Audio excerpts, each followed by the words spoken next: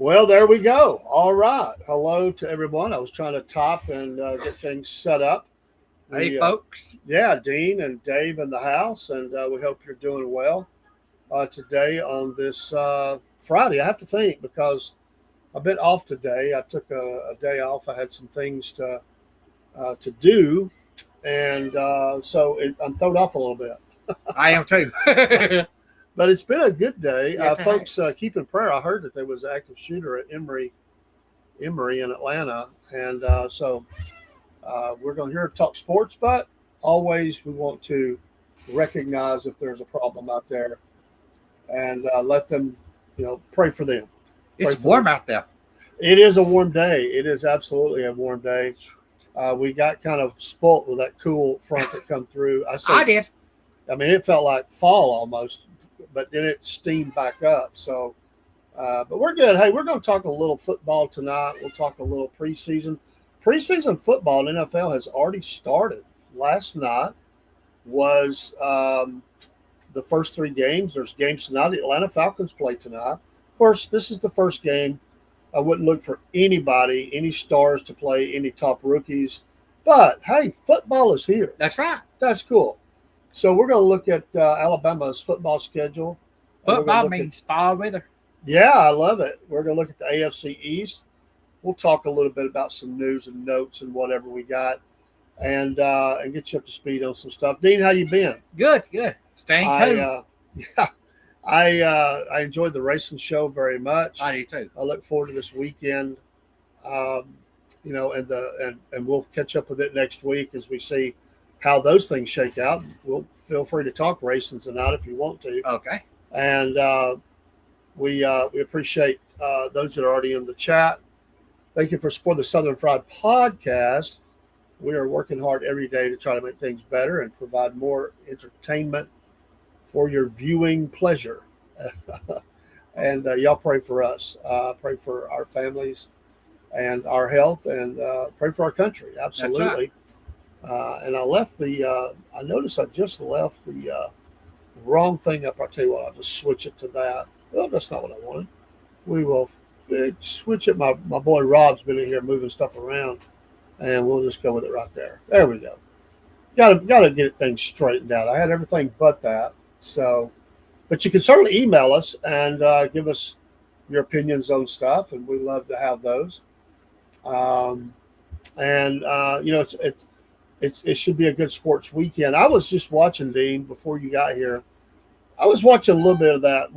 We'll start off with this because it was kind of fresh in my mind. I was watching a little bit of that. I guess it's a part of the Dale Earnhardt documentary. Yes. About when he died. Yes. I just happened to catch I guess it was about a 10-minute clip of that. And I've never seen it all. And it just brought back a lot of memories because I was at a Georgia football game in Athens when that happened. And it's funny, I mean, I've saw the video, but to go back and see them talking about it again, we didn't have video. No, you're right.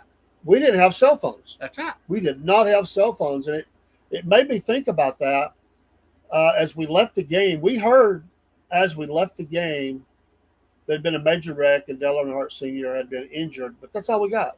Radio silence. We listened to the whole post game.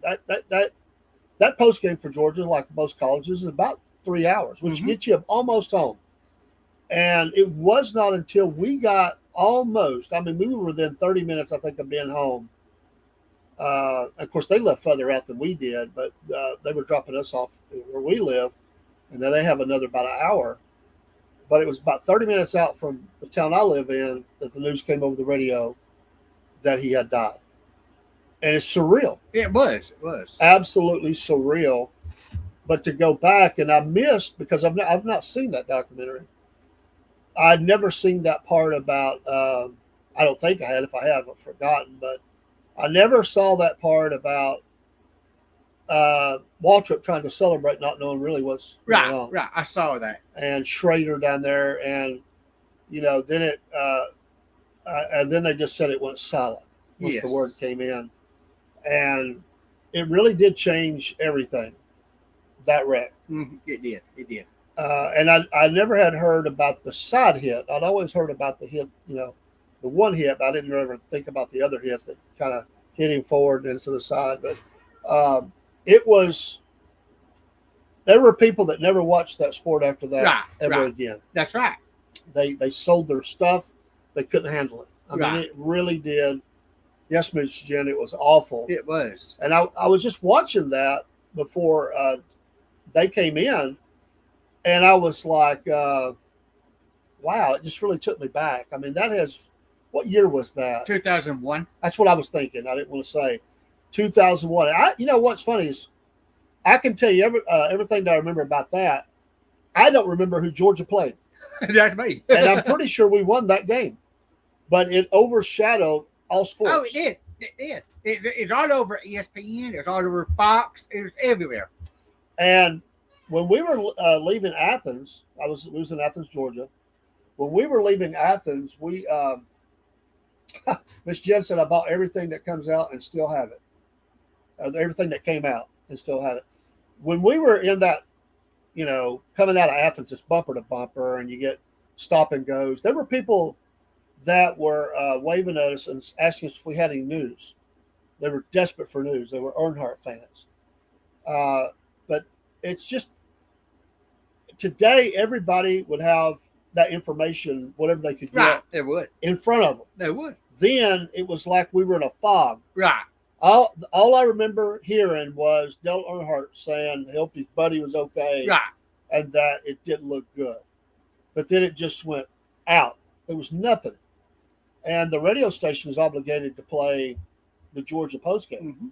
So we listened to that and kept thinking they would talk about it. It wasn't until near the very end of that show. And I'm pretty sure it was still in the Georgia postgame where they come on and announced it. And you could tell they were crying. Right. It just changed the landscape of all sports in an instant. We had went to church that night, and we came in for church. My cousin called and said, their Earnhardt got killed. And I couldn't believe it. I said, the what? He said, their Earnhardt got killed today. He said, cut the TV on, you'll see it. And there it was, all over the TV. Yeah.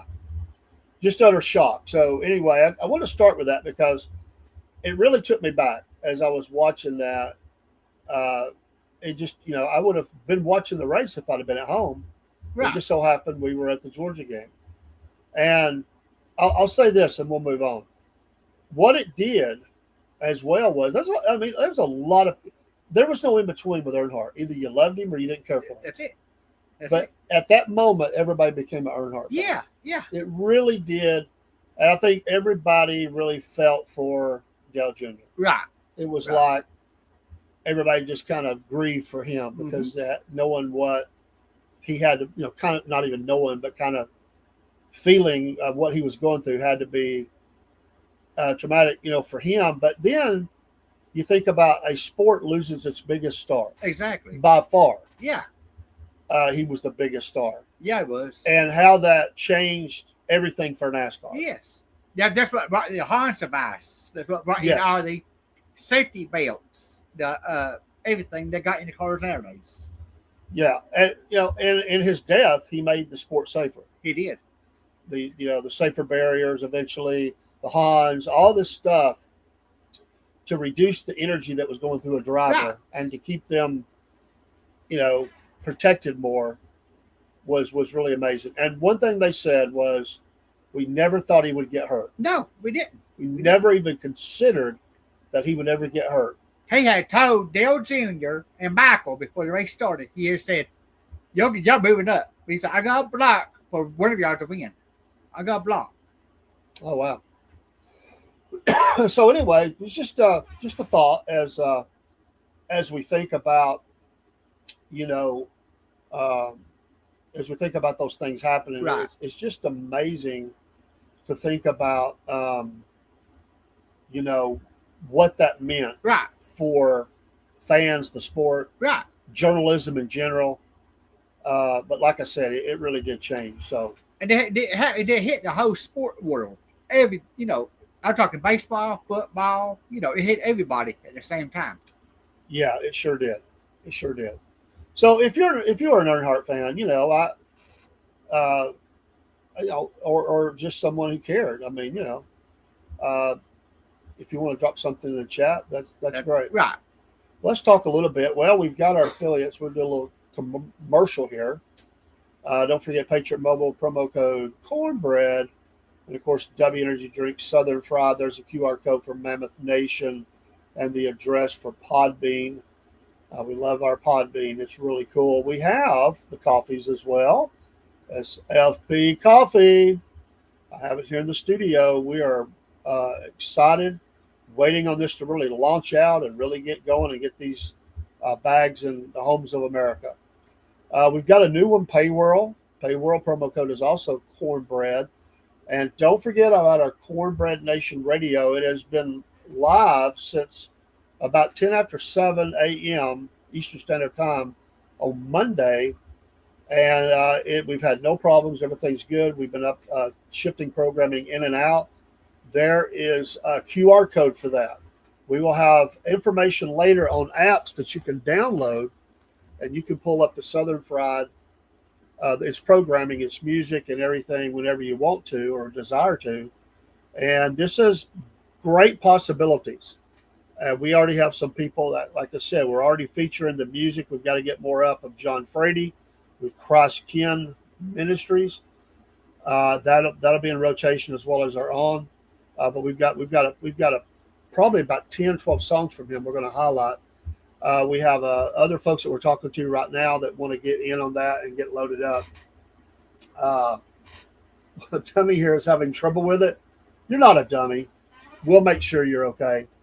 I had my wife pull it up today to make sure she could have no problems, and also just to make sure it was counting the number of viewers or listeners, not viewers. And it was working appropriately. So we're still checking it out. And there's a lot more we got to learn about it. But it has a lot of possibilities. But eventually we'll go live there. We'll go live. So Cornbread Nation Radio. And we will have, I've put on the Rumble shop, or on Rumble channels, the shop for, Sticker Mule, which is a place that does stickers, shirts. Well, I think they have hats. Coasters, all kinds of things. I've been loading up logos as there as well, and that there's already a shop button on the Rumble channel. We've got a couple things we still got to do to that, but if you go in there, media is still there, and you can order it. I've got about 5 or 6 logos that's loaded up there. Don't forget the Shopify, and we will also add our Threadless, which is in this as well. I've got a QR code for that. But we'll also have a store with Printful, which will be attached to the Shopify. So we're just got a lot of plates we're spinning and getting them out there.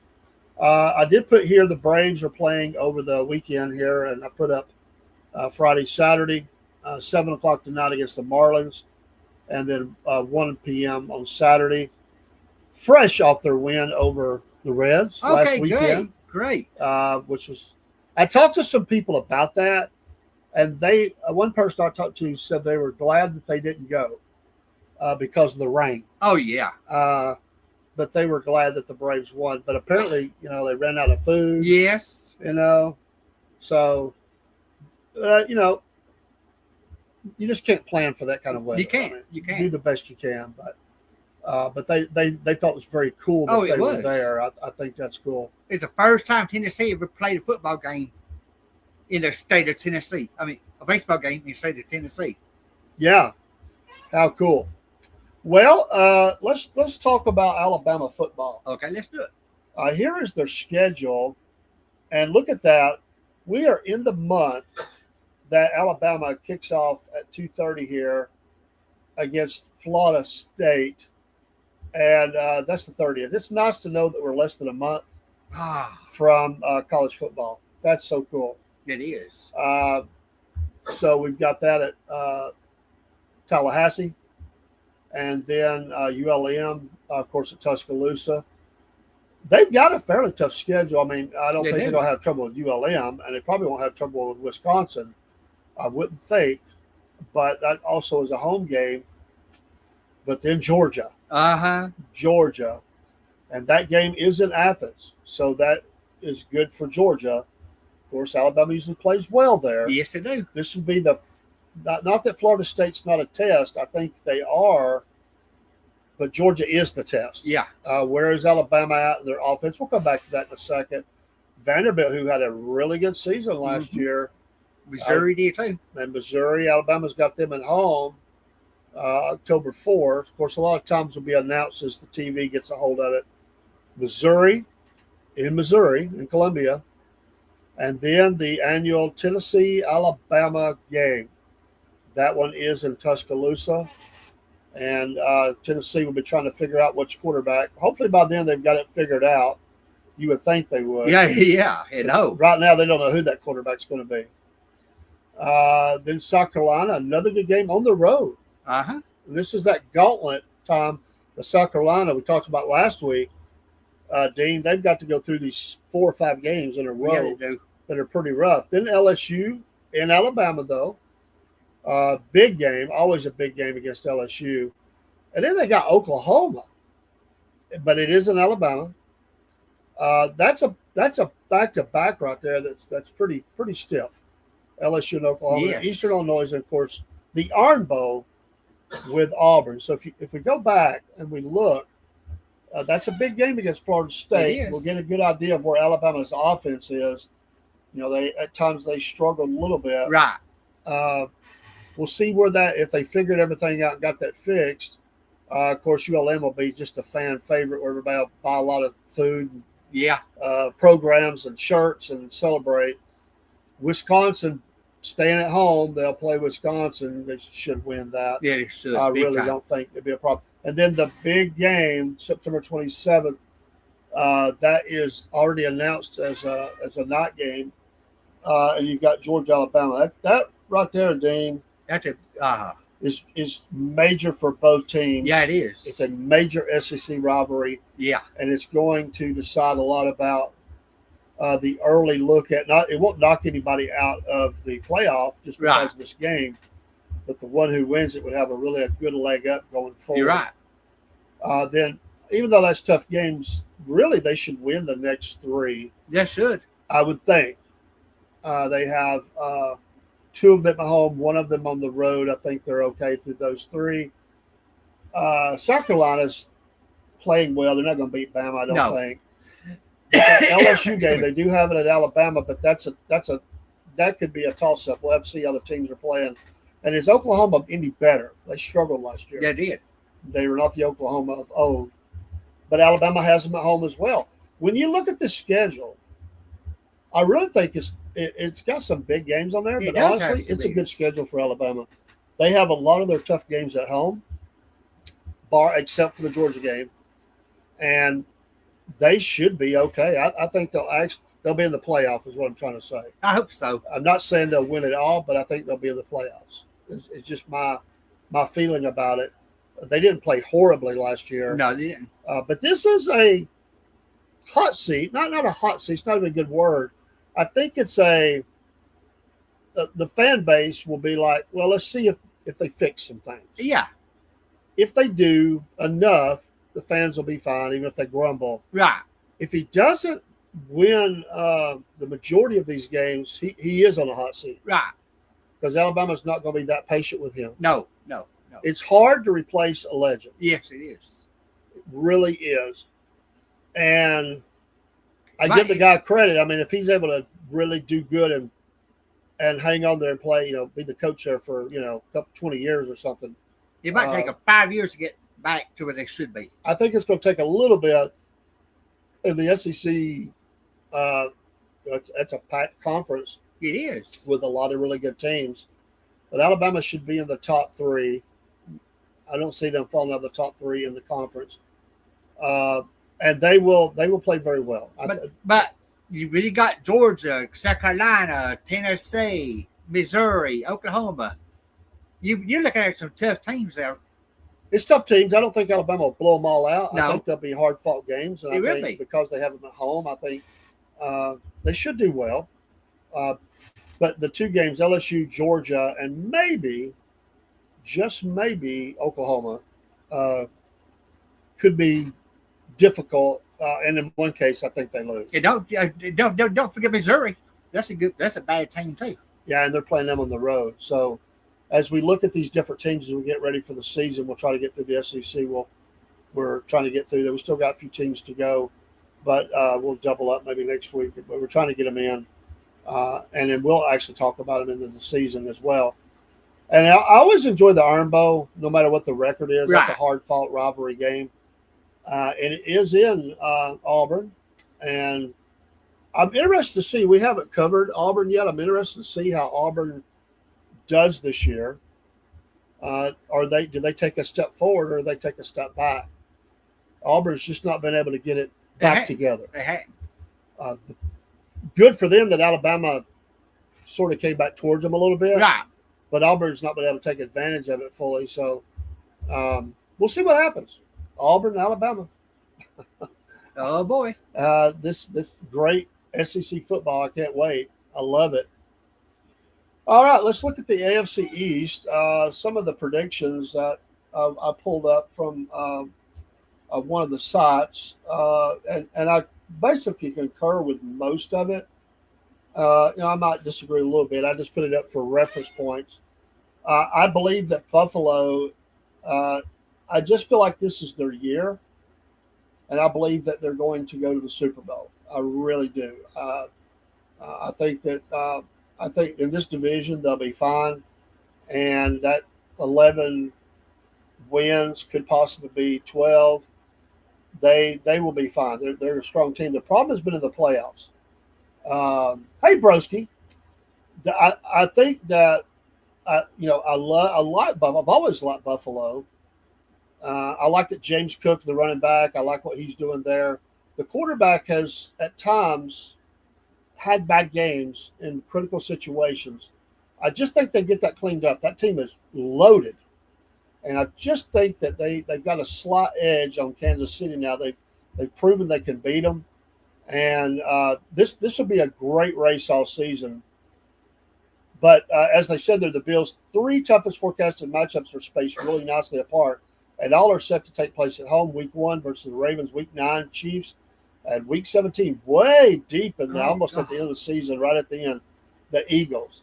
So I think they go. It's my prediction. I've already said it. Chiefs have a hard time with them. Do what? Chiefs might have a hard time with them. I think they will. I don't think the Chiefs have fixed all their problems yet. I don't either. And one of their star receivers is looking at a suspension. So I heard that. Yeah. It's dummy move, getting out and running around. But I think the Buffalo Bills with Miami, wherever Anthony is. Oh, Miami. Wow, this team. Every year, I wonder what's happened to Miami. I mean, like every year for the last 3 years. They should be better than they are. Right. But they just don't get there. And they're just not to that level of talent that Buffalo has. They should be. They should. But they don't play like it. And, of course, Tua's had his problems with health. That has hurt them. And they've had some problems in the trenches for sure. But this team has the weapons to be really good. I thought when Tua went to Miami, I thought he might bring him out of the water, but he hadn't. Yeah, and he has some real dogs playing for him. I mean, when I say dogs, I mean really good players. Right. Broski says they're soft. Well, I wouldn't disagree with that statement, Broski. Miami, a lot of their game is built up on speed and deep passes. And they don't show that toughness that you need to have in that division. And once again, I concur. I don't think Miami is going to play to the level of expectation. And so they're going to have to ask themselves after the season, what do we do? Right. It's not working. It's just not working. And even Miami fans are like throwing their hands up every year going, they embarrass me. Exactly. They should be better, but they're not, which is what I've said about the Falcons. If Tua can't do no better, take him somewhere else. Yeah, he's got to stay healthy. He's got to get rid of the ball quicker. He's had a problem with that. He's got to learn that he just can't take those hits. Right. He's susceptible to concussions. That's and right. if he has another 1 or 2 serious ones, they're gonna force him into retirement. Right. they'll force him into disability. He just can't. He's gonna. This is a year. He's got to do something this year. Exactly. But sadly, I don't think it's going to happen. I don't either. And I would not be surprised if you don't see a game where Tua's laying on the field, Right. and it's not good. Right. Because he just can't take those hits. And Miami's not proven to me that they can keep him upright and healthy. Right. Right. So, wow, Broski said, I was fixing to go to the Patriots here in a second. You can see the Patriots finishing second in that division. Well, that's not a bad observation, Broski. The reason I say that is because I think the Dolphins falter. And I do think the Patriots are growing and getting a little bit better. So you could have a point there. I'm not going to say they'll do it, but I think it's a possibility. Definitely. And there are the Patriots. They're building their team up around Drake May. They are. He looks really good. I like him. I like the draft that New England had. Of course, Bill's been moved on. Right. It's new leadership. And I think they will play better. Second is in reach, but I still think the Dolphins have more talent. But can the Dolphins play like the Dolphins should? No. I'll say this, and when it gets cold weather, Dolphins don't play well. They do not. Of course not. They're from Florida. So the Patriots, they thrive on that. Right. So late season, that is definitely a team that could make some moves late in the season. If they don't falter early, they've got a schedule that really is, I think, conducive to them getting off to a good start. You may be right, Broski. Like I said, I wouldn't argue against it. And that team's a joke. I'm sorry, Jets fans. I know what it feels like. and listen. At one time, I rooted for him until I didn't root for him. Justin Fields from Georgia. He's got a lot of talent. It's just not going to work. It's not going to work. The Jets and their new quarterback, Justin Fields, I just think he'll be replaced before the season's over. I do too. I just don't. He can do a lot of amazing things. I'm talking about Fields. He has all the talent in the world.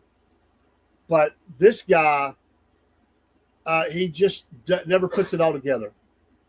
He throws for a lot of yards. He'll run for a lot of yards. But he'll also throw the ball away or throw it in the interceptions. And I could be wrong. Somebody could get mad at me. He's going to have to mature up. I don't think he's the leader that he needs to be. He's not the leader. And he showed that his immaturity way back at Georgia. And I just don't think he's got that much better. He's a whiner. He is. He whines. And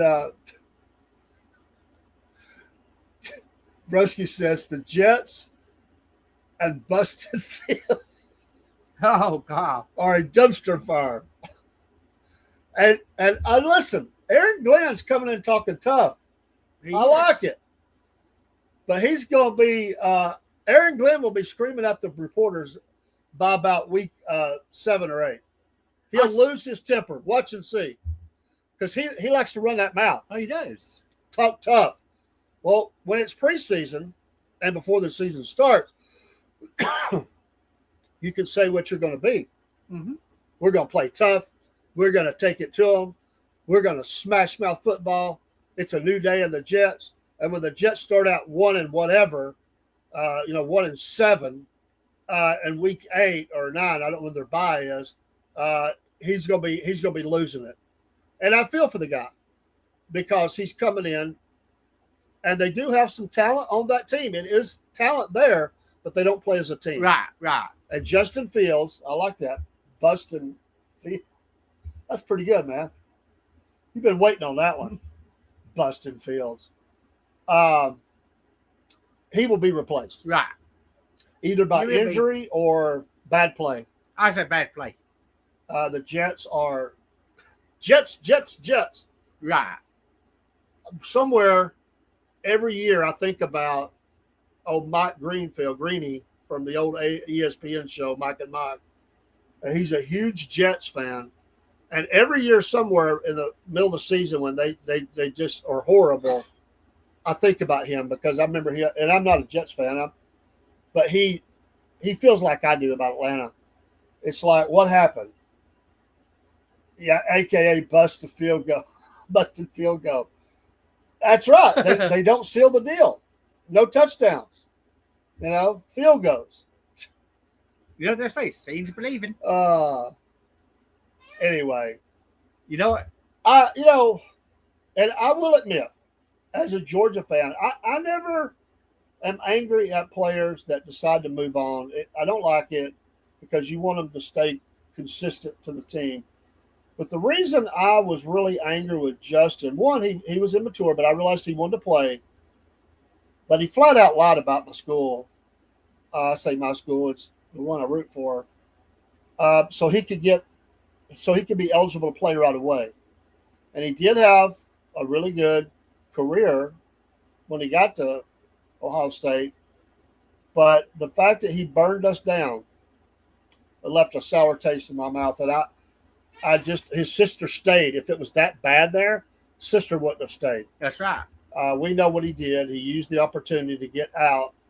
And I don't go around rooting against him. I won't say that because I don't like doing that. But not that I won't root against people, but it's not a bitterness. He left. It's over. He's a pro now. But I don't think this is a bad place for him to be. Right. I mean, if you can't do it, where was he at? Steelers?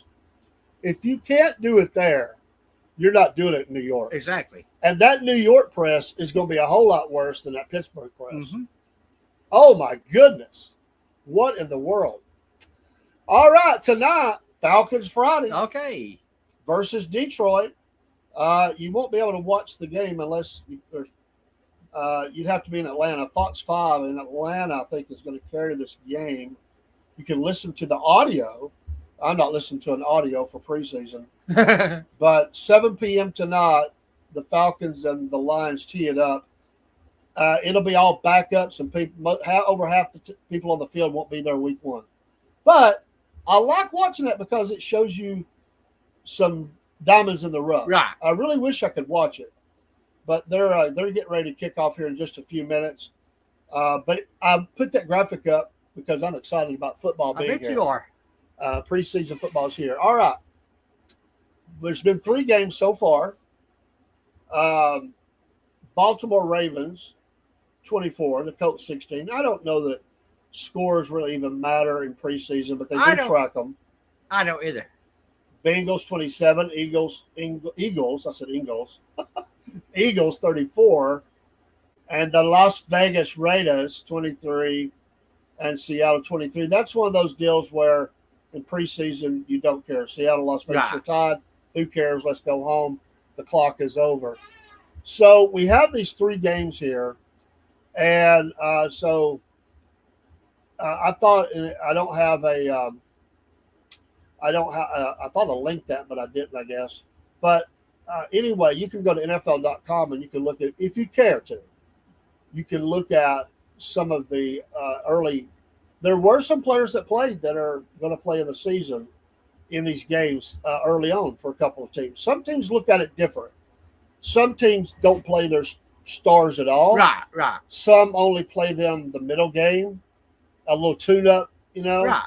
But everybody's afraid of injuries. But some teams still say, I want you out there on that field for a good part of this game. But I don't know that that's fair. But I wouldn't want the big names out there in the field right now. I want them to sit and watch the other players play. Yeah, I wouldn't want that either. I think that's you're just asking for trouble. You are. And I just think that why would you put your star quarterback, receiver, running back out on a preseason field where players are trying to make the team or make an impression, and they pile drive your running back or your quarterback into the ground, and you lose them for the first 4, 5, 6 weeks? Right. I wouldn't want that. It's kind of dumb. I would not do it. You can accomplish what you need to accomplish. They're veterans. You can accomplish what you need to accomplish in scrimmages and practices. Although in one game, I would probably let them play like a series to get a feel for the speed of the game again. And young players certainly need to play a little bit more. Michael Penix needs some time, but they're not going to risk him getting hurt. They've already said he's not playing in this game. And I doubt anybody, unless it's a position battle, is going to play in this game at all. So, but I still go back. Let me reminisce just for a second, and we're going to go to Dean's notes. I go back, way back, because I'm an older guy. And I remember watching a preseason game for the Atlanta Falcons, and they had drafted a guy. They drafted like 2 or 3 running backs that year. I know they drafted 2, but I was thinking it was a third. Anyway, they said the team has a lot of good running backs. And they said, we've got this, the guy that they said would be the starter, a decent running back. But what I noticed was that some of the rookies coming in, they had that look. And one of the guys blocked in college for, if I remember right, Barry Sanders. So he never was able to show exactly what he could do. Those 2 players became a duo, a tandem, that carried the Falcons through some successful years and were really good until injuries caught up with the one especially. Those 2 players were Lynn Kane and William Andrews. And when I was watching that preseason game that night, I went, whoa, these 2 guys here look really good. So sometimes you can spot some real talent. Could be. And players that played out of position maybe a little bit to help their team. Players that were behind 2 other players didn't get a lot of time to play. They might have played them special teams or something like that. You really don't know what they can do. Right. And all of a sudden they're in the preseason, they're knocking people around. You're like, hey, that guy looks like a starter. Mm-hmm. And they became starters. So don't throw the, it's week 1 preseason down the drain. Week 1 preseason is because the cuts come pretty quick. That's right. Look at these players, because some of these players who get cut may be picked up by another team. You're right. You can only hold so many.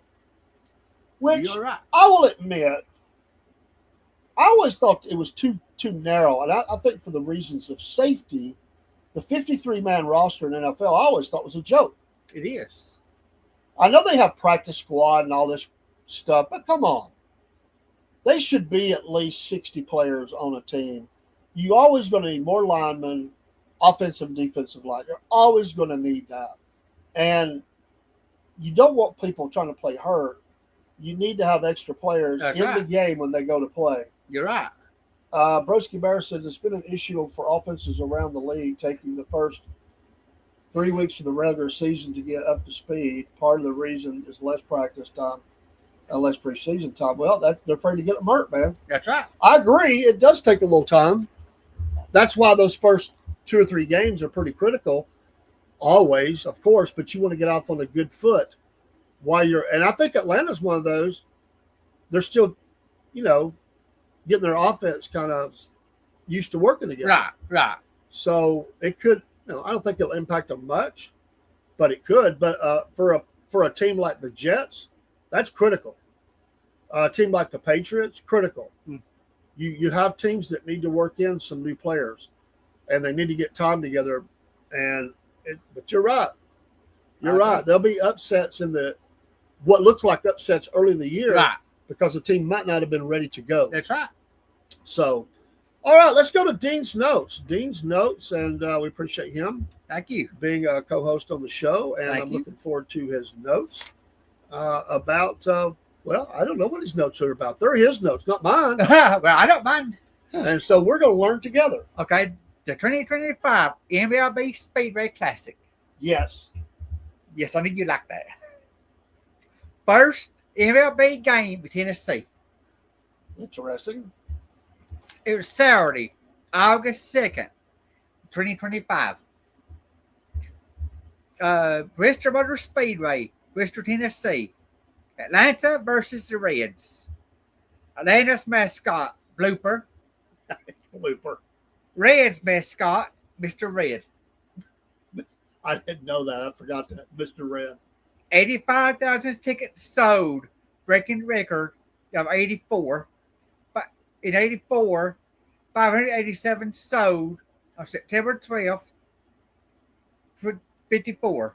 The Cleveland Stadium hosted New York Yankees.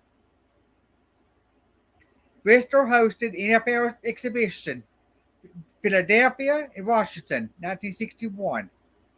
2016, University of Tennessee and Virginia Tech, Battle at Bristol, drew 156,990 fans. NC, let me try it again. 156,990 fans. NCAA record. Wow. Rain delay was Saturday at 9:40. Red score 1 run. Rain delay again. Game was again Sunday, 1:00. The construction on the racetrack began May 27th, 25. Material for the ball field. This was interesting. 340 tons of infield clay. Wow.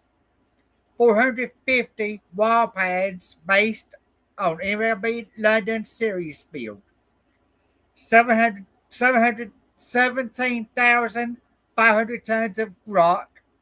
80,000 square feet backstop netting. 24,400 square feet of Diamond Series. AstroTurf, same turf of the Rogers Center, Toronto Blue Jays, much more. Bristol Diamond with dimensions spanning 330 feet down both sides to 400 feet dead center. Wow. That's what the notes is on the MLB Classic. You think they'll do that game again? Yes. Yeah, I do too. They sold all the food out because they got delayed. Right. So, and some people couldn't make it back for Sunday. Right. So, except for the rain, it was a big success. It was. And the Braves come out on top. Yay. Right. 4-2. Because they've been playing horribly. The Braves going into the Knox game, I think, are 17 games out of first. The season is over for the Braves. Yeah. But it was nice that they could get this game in. Right. And get a win. And I wonder how long it took them to put all that in place. It started May 2025. After the Bristol race, the next day they started working on the track. Imagine being in charge of that changeover, and then change it back over. Yes, they started it Monday. Monday after the ball game, they started the construction then. Amazing. And it's good for the city of Bristol. Yeah. Good for the whole state of Tennessee. Yeah, good for Tennessee. And it's I guess, is it time? I've heard there may be some movement, but could MLB be testing the waters to bring baseball to Tennessee? Look at that. I'm thinking they're going to try it. But not there, but in Nashville. Right. I think they're big enough now that even though the Braves are down the road, they do it in the NFL. And they have hockey, and I don't know why they wouldn't do it. They ought to try it. They ought to just get an exhibition team and try it. That whole state is growing in population. Is.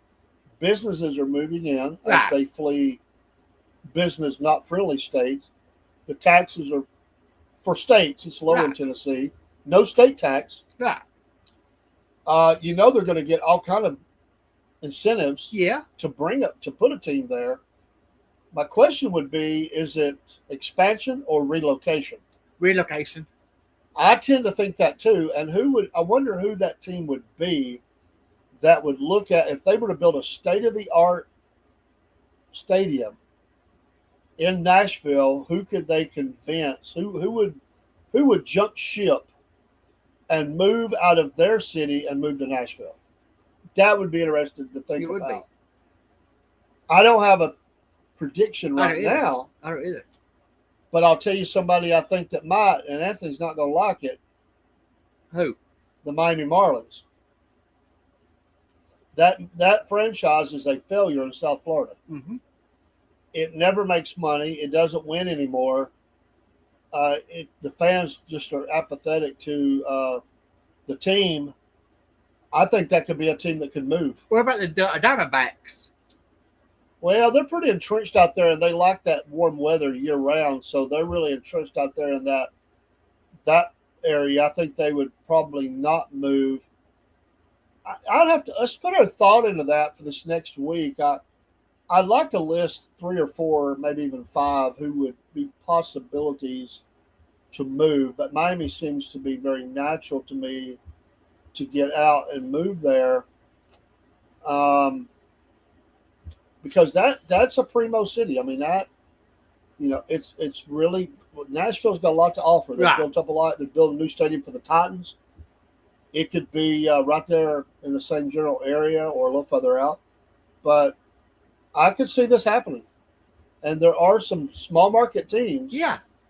that don't do well, and Right. Nashville is bigger than some of those Right. cities, and this could be a relocation. That's Of course, interesting. That's expensive to get out of your contract. It makes the fans mad, but it's happened before. It happened with Montreal Right. and others. I mean, look at the Braves. They Yeah. moved 3 times or Yes. 2 times in their history. 3 times. I could see this happening, and I don't want. There's some teams that are very entrenched where they're at, but they don't make a lot of money. Right. Would a storied franchise like the Pittsburgh Pirates jump up and move to Oh. a Nashville? I don't know. A Kansas City Royals. The Tigers. Well, yeah, there's a lot of problems. They're playing well, but I don't think they would move. But that area needs a lot of revitalization. So, who's to say? The Mets. No, they would never leave New York. And I don't think either Chicago team, certainly the Cubs, would leave. I don't think the White Sox would either. I'm gonna put some thought into this. Yeah. Big time. Maybe Why not bring the Lookouts up? maybe a Minnesota Twins. Why not bring the Lookouts to a major team? Well, they're way off. They're way down the ladder. But if you had your minor league team in Chattanooga Mhm. and you put your pro team in Nashville, that would be a nice pipeline. Right. Like the Braves have got the Yeah. wrong Braves. So interesting. Let's think about that this week. I just think I think that what they're doing is laying the groundwork to show teams, hey, you're not happy where you're at. We got something going on here, and to get the voters behind voting for something like that, because they're gonna have to build a state of the art Yeah. stadium, and stadiums are not cheap. But it took Nashville so long to vote, and Yeah, the city council to vote about putting the racetrack in Nashville again at the fairgrounds. Cowboy Cook. How about them Cowboys? Roll Tide. Well, you missed it, Cook, unless you were watching. I showed the schedule for Alabama. I think they'll have a good season. We didn't cover the Cowboys tonight, but next week. And folks, we're going to be having our fantasy team league get started soon, and I think Dean's going to jump in there and Yeah, I am. learn about it. I am. Me and Cook, he's got a friend. I'm going to get my son Jeremy. We got half the league filled up right there. So Cook's excited. He can't wait. Cook, preseason games are already happening. Last night, tonight, tomorrow. Brother, we're there. Thank you, Broski. I was sitting in my head. Oakland A's would be an excellent, and Tampa Bay, either one of those. Mm. That's 3. The Oakland A's may be the best option. Yes. It's not working in Oakland. No, it ain't. I mean, Miami's not good, but that's a good point. The A's always, all their best players always go to every other team. And Right. they're able to have a great farm system. They bring up some great players, Yeah, they do. but the team's horrible, and nobody comes and watches. It's like Miami. All of these are good. I just could see it, man. It's not going to happen next year. No, But I could say in 2 or 3 years, you're going to see a lot of talk about baseball in Nashville. Well, yeah, I was thinking about that, Broski. I almost said it. I said certainly not the Cubs, but the back of my mind, I thought with the White Sox, who gets disrespected in Chicago, would that team move to Nashville, have the whole city to themselves? It did cross my mind. It did mine too, but I wasn't going to say it. You said the Mets, but I just don't think they'll get rid of that Subway Series up there. I think they would do whatever to say. The owners, they'll convince them to stay. There's a lot of money in New York, but there's not as much money in Chicago. No, they ain't. And Nashville is going to be a gold mine, I really believe. If you do Okay. it right, it'll be a gold mine. Because you got hockey in Nashville. You got basketball, I believe. You got football in Nashville, Yeah. but not baseball. He mentions the Brewers or the Diamondbacks, which you mentioned. Also, don't forget about the Anaheim Angels. That is it's not working. No, it ain't. Those are all excellent examples of teams that could move to Nashville. Yes. I just don't think baseball wants to expand right now. I don't either. They've got teams that want to move, and Right. I just think you're going to see some of that. Yeah, no way the Mets move. I don't see that. Raiders move to Vegas, so will the A's. Well, they could. That would be a logical step for them. Yes. And still be out west to gather fans from that area. Right. Right. That would be a logical step. But Miami's got to be up there too. Miami's a massive failure. Yeah. It's not working. And I've never understood why. You would think with all of the Latino population, the Cubans and everything else Right. that lives in South Florida, Right. you would think that baseball You would think so. would be they would turn out, but they Right. hate that team. They hate Miami. They do everything they can to try to get fans to come in. They won't do it. They come in and root for the other team. That's how they get a crowd. They bring in somebody else. They hate their own team. They hate them. And Miami at one time was really good. When they Yeah. were an expansion team, they were a really good team. I mean, they almost, they put it on Atlanta. But it's not been good for them for a while. Right. And is Derek Jeter still a part owner of that team? I I think so, but I'm not sure. I'm not for sure.